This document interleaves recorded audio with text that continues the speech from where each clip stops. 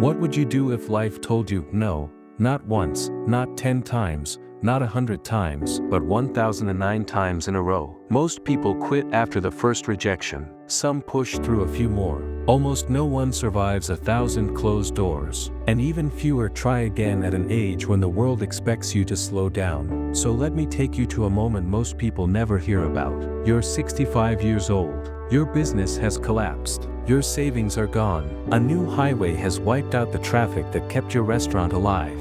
Everything you spent decades building, gone. You walk to your mailbox, open your social security check, and see $105. That's what the world is telling you your life is worth now. Most people would accept it. They'd shrink their dreams, settle into a quiet routine, and tell themselves it's too late to change anything. But a white-haired man in Kentucky refused to shrink. He packed a few clothes, his pressure cooker, a bag of flour, a handwritten chicken recipe, and a stubborn belief that his story wasn't over. That man was Colonel Harland Sanders. And the chicken you order today in that red and white bucket, it began as the last desperate attempt of a 65-year-old man everyone had already counted out. Stay with this story, because it's not about fried chicken. It's about what you do when your life hits rock bottom and the world stops believing in you. It might even be the push you need to pick up the dream you've been avoiding. Harland Sanders wasn't born a colonel. He was born poor on a farm in Indiana in 1890. His childhood wasn't warm or easy. His father died when he was young,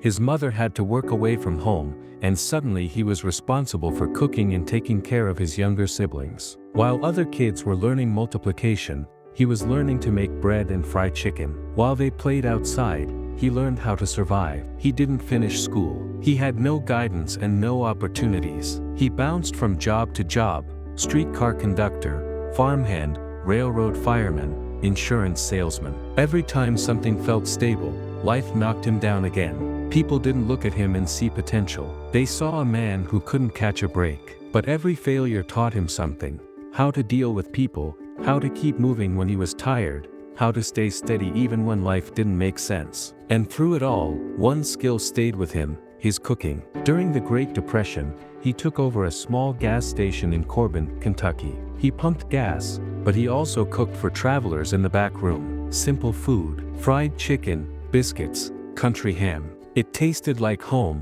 and people loved it. Word spread. Travelers came not for gas, but for his food. He opened a real restaurant, then a small motel. He experimented with pressure-fried chicken. He perfected his famous 11 herbs and spices. People drove hours just to eat from his kitchen. For the first time in his life, he was building something real. And then life struck again.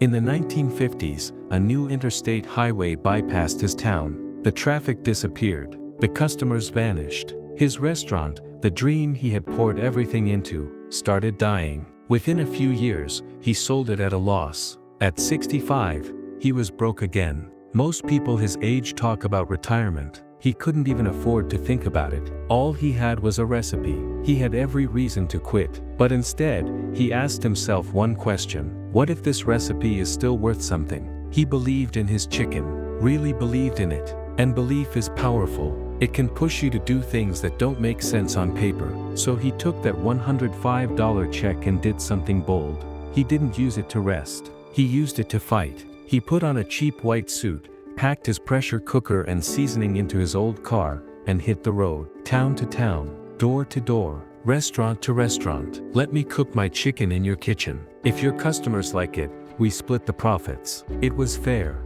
It was simple. Almost everyone still said no. Owners thought he was too old, too slow, too late. Some laughed. Some didn't even let him finish speaking. 10 rejections, 50, 100, 200. Imagine being 65, sleeping in your car, eating cheap meals, waking up every day to hear another no.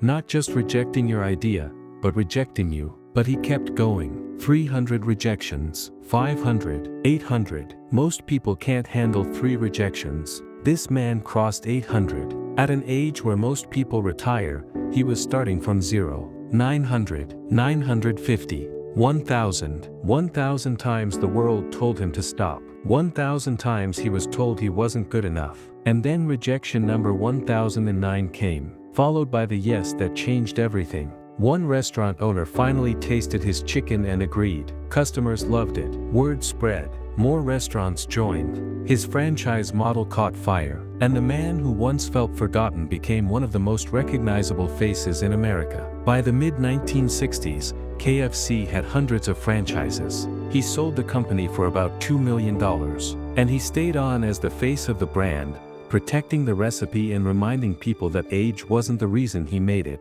Persistence was. From $105 to a global empire. From 1009 rejections to one of the most iconic brands in the world. And here's the part that matters for you.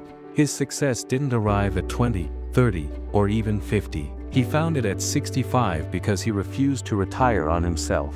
So ask yourself right now, where have you already started to give up? Which dream did you shrink because a few rejections made you doubt it? Where did you stop trying before the world even saw what you could do? Your age doesn't matter. Your failures don't define you. Rejection is not the final word. Sometimes, you just haven't knocked on enough doors. Colonel Sanders didn't win because he avoided failure. He won because he didn't let failure end the story. So when this video ends, don't let the feeling fade. Do something with it. Send the message you've been holding back.